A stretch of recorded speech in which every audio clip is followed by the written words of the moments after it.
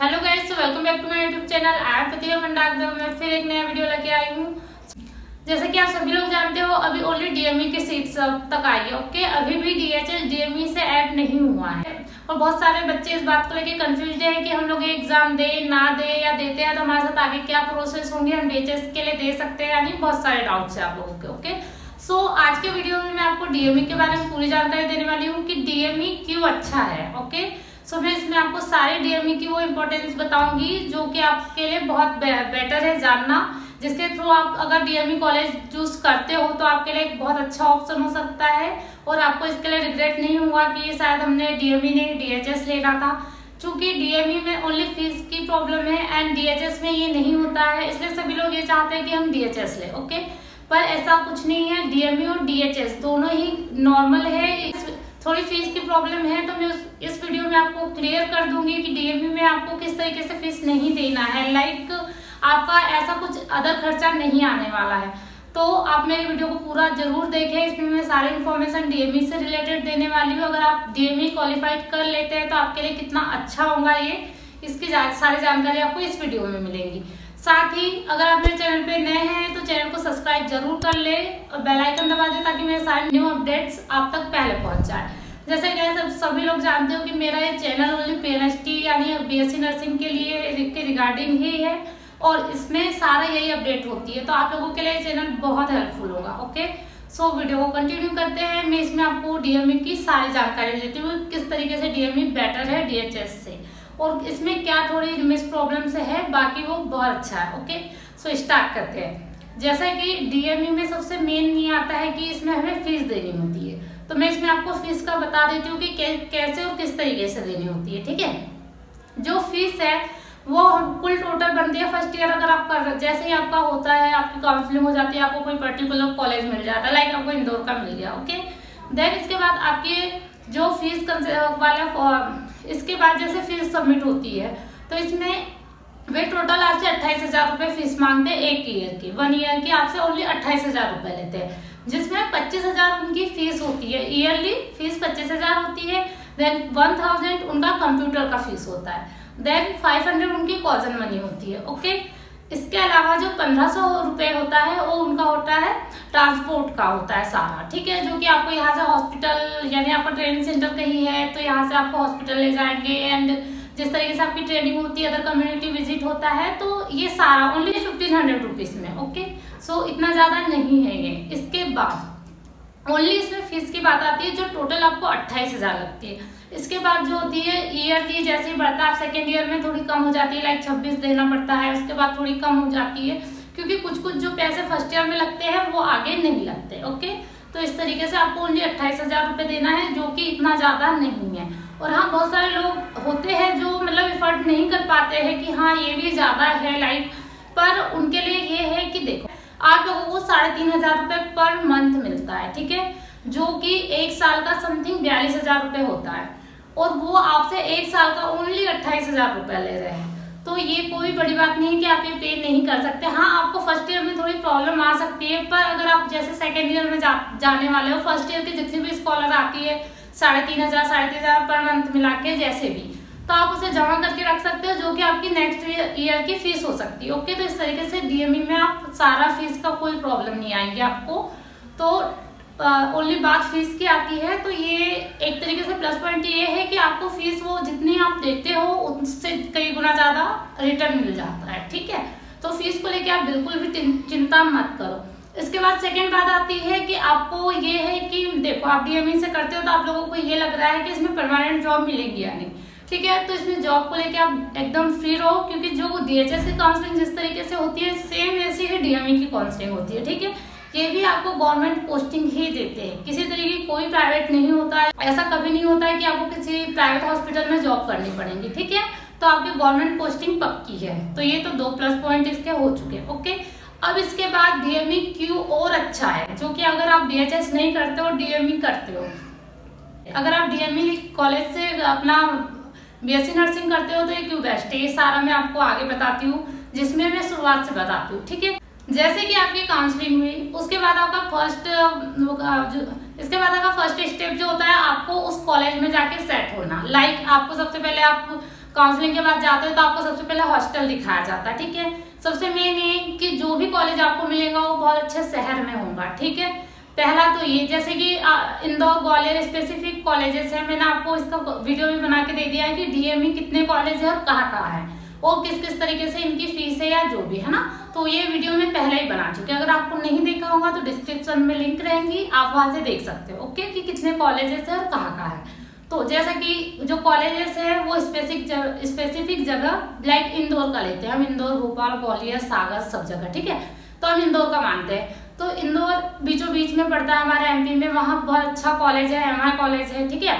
इसके बाद आपका जो कॉलेज, आपका जैसी काउंसलिंग होती है आप हॉस्टल जाते हैं, हॉस्टल फैकल्टी बहुत अच्छी मिलती है, लाइक आपको रूम मिलेंगे, रूममेट्स मिलेंगे, देन आपका मेस बहुत अच्छा होगा। हाँ, मेस में ऐसा होता है, हर जगह होता है, डीएचएस में भी होता है, डीएमई में होता है कि आपको मेस मनी अलग से देनी होती है। ये समथिंग 1800 से 2000 तक की होती है, ठीक है। तो ये पर मंथ आपको अलग से देनी होती है, चाहे डीएमई हो चाहे डीएचएस हो, आपको देनी ही पड़ेगी। देन इसके बाद जो वहाँ हॉस्टल वार्डन होती है वो होती है जो आपकी सारी जो भी प्रॉब्लम्स है वो सॉल्व करती है। इसके साथ ही आपको जो हॉस्टल और आसपास का जो एटमॉस्फेयर है वो बहुत अच्छा मिलता है, ओके।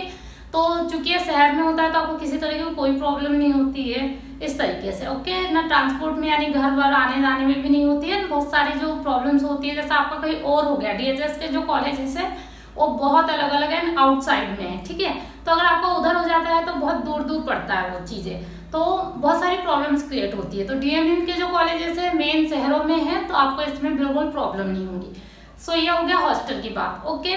देन हम आते हैं इसमें कि टीचर फैकल्टी, जो कॉलेज आप जब ज्वाइन कर लेते हो 4 साल आपको पढ़ाई करनी होती है, ठीक है। तो जो टीचर फैकल्टी होती है वो बहुत अच्छी होती है, आपको हर तरीके के टीचर मिलते हैं, पर्टिकुलर सब्जेक्ट वाइज टीचर मिलते हैं जो आपको असाइनमेंट्स कराते हैं, प्रैक्टिकल सारे करवाते हैं, जो भी जो प्रैक्टिस होती है ऑन डमीज तो वो सारा सब कुछ आपको अच्छे से करवाते हैं ना। जैसे साइकेट्रिक के अलग रहेंगे, चाइल्ड हेल्थ के अलग रहेंगे, एनाटॉमी एंड फिजियोलॉजी के अलग, सारा सब कुछ पर्टिकुलर बहुत अच्छे से होता है। देन इसके बाद जो होता है आपको कॉलेज टॉप का होता है, ठीक है, जो कि आपको वहाँ पे सारी सुविधा होती है, लाइक प्रोजेक्टर पे स्टडी होंगी, आपकी जो रिसर्च प्रोसीजर होंगी वो आपकी बेस्ट होंगी, आपको जो कम्युनिटी विजिट कराए जाएंगे वो शहर के आसपास के होंगे जहाँ पे कि बहुत सारा सब चीजें विकसित हो चुकी होंगी और आपको वो चीजों के नॉलेज होगा, यानी आगे जो हम बढ़ चुके हैं उससे रिलेटेड आपको सारा सब कुछ बताया जाएगा, ठीक है। देन इसके बाद जो आता है कि जो भी सारे आपके प्रैक्टिकल होते हैं वो ऑन डमी। देन आपके जो हॉस्पिटल में पेशेंट्स होते हैं, टीचर स्वयं जाके वो प्रैक्टिकल्स करवाते हैं, सारा उनके सामने होता है, आप लोग बहुत अच्छे से यानी बहुत अच्छे से सीख सकते हो सब कुछ, ओके। देन इसके बाद जो आपका ये हो गया आपका teacher staff and training centre का, ओके। इसके बाद आप समझो आप जाते हो हॉस्पिटल, ठीक है, आप समथिंग 1 महीने तक आपको कॉलेज ले जाया जाता है, वहां आपको सारा बताया जाता है कि हॉस्पिटल ऐसा है, हॉस्पिटल विजिट कराया जाता है कि किस तरीके से कौन सा डिपार्टमेंट कहाँ है, सब कुछ, ठीक है।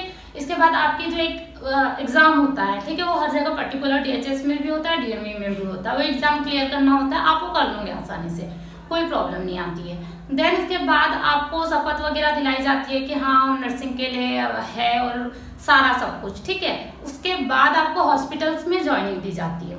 जो हॉस्पिटल होते हैं वो टॉप हॉस्पिटल होते हैं, लाइक एमवाई को ले लो आप, जो कि एमपी में टॉप गवर्नमेंट हॉस्पिटल है, ठीक है। यहाँ पे आपको एमबीबीएस के स्टूडेंट भी मिलते हैं। अगर आप कोई भी लाइक रिसर्च करते हो या जो भी स्टडी, किसी क्लाइंट्स को ट्रीट करना, सब कुछ, तो जो भी एमबीबीएस वाले स्टूडेंट्स होते हैं वो भी आपकी हेल्प करते हैं। इसके साथ ही आपकी जो भी सारी प्रैक्टिसेस होती है वो हर एक डिपार्टमेंट में होती है, लाइक सर्जरी, ओटी, ऑल, ठीक है, ICU, SNCU, children and labour, all, हर जगह और बहुत अच्छे से होती है। इसमें आपको सब कुछ करने दिया जाता है, ओके। आपके साथ सीनियर्स होते हैं जो एमबीबीएस स्टूडेंट्स होते हैं, इसके साथ ही आपके साथ डॉक्टर्स होते हैं जो आपको बहुत अच्छे से ट्रीट करते हैं, आपको सब कुछ अच्छे से सिखाते हैं, ठीक है।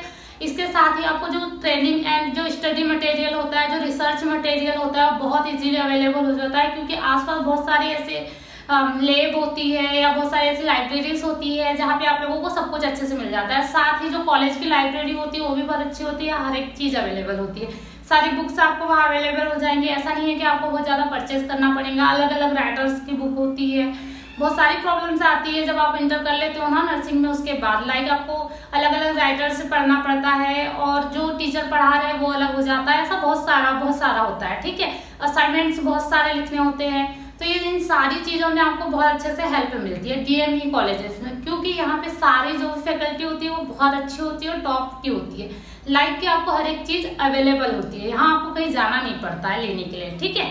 तो इस तरीके से ये होता है। देन आपका जो हॉस्पिटल का और ज़्यादा सब कुछ। इसके बाद आपकी बात आती है कम्युनिटी विजिट की। जब आप 3rd ईयर में चले जाते हो या जैसा भी, तो कोई 2nd ईयर में भी लेके जाते हैं, कभी कभी 3rd ईयर में, ठीक है।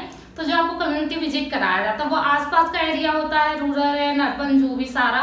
देन इसके बाद आपको वहाँ के जो रिसर्च वाली थ्योरीज दी जाती है कि आपको इस पे असाइनमेंट्स बनाने हैं, आपको इस पे प्रेजेंटेशन देनी है, ये सारा।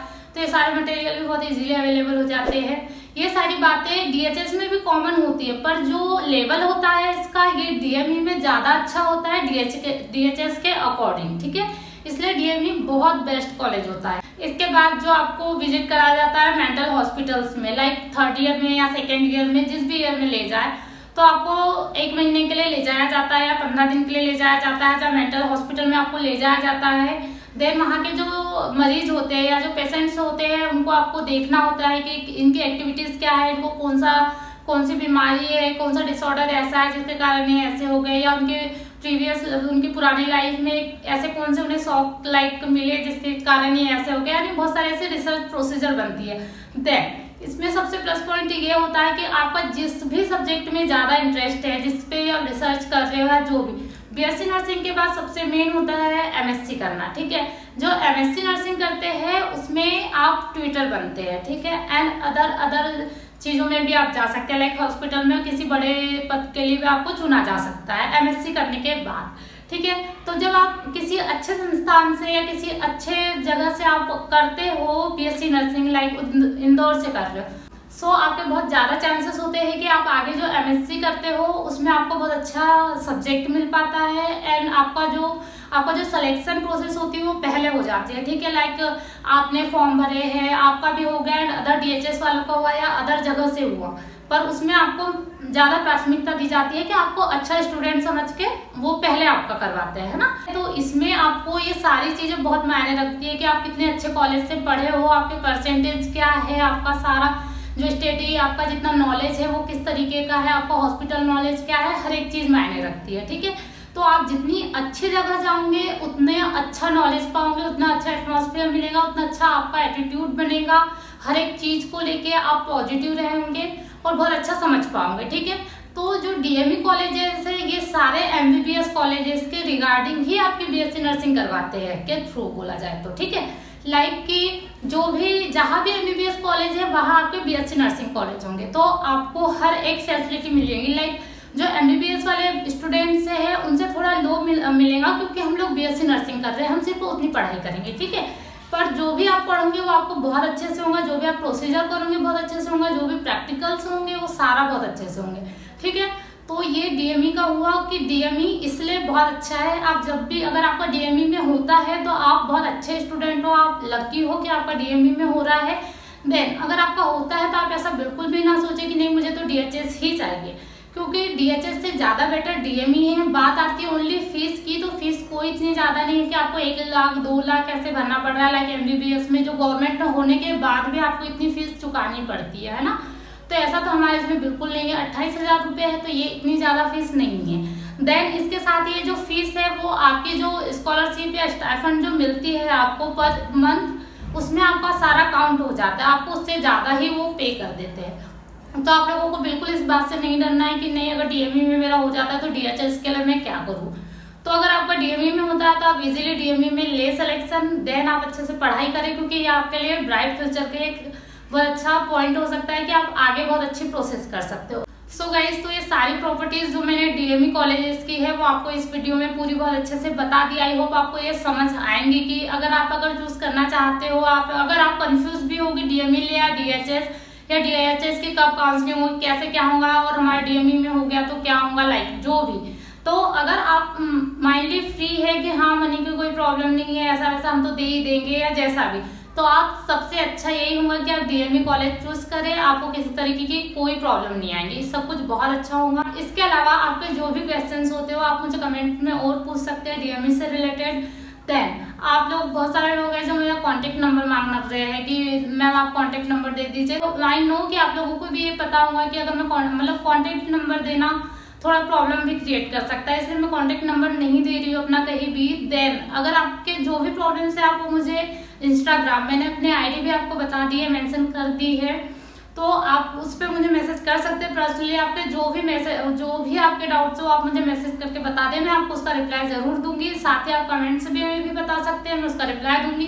देन जो स्टडी से रिलेटेड प्रॉब्लम आ रही है कि जैसा कि 17 और 18 को एग्जाम हो जाने हैं, ठीक है, तो जो भी आपको प्रॉब्लम आ रही है मैं वीडियोस कंटिन्यू दे रही हूँ, आप पूरे वीडियो देखें। देन इसके बाद जो भी मेरा टेलीग्राम चैनल है आप वहाँ जरूर विजिट करें, वहाँ मैंने क्वेश्चंस डाले, इसके बाद भी मैं अभी अपलोड करने वाली हूँ कुछ पेपर्स, तो आप वो जरूर देखें। वो सारे आप जो एग्जाम में आ सकते हैं उस तरीके के क्वेश्चंस में उसमें अपलोड करने वाली हूँ, ठीक है।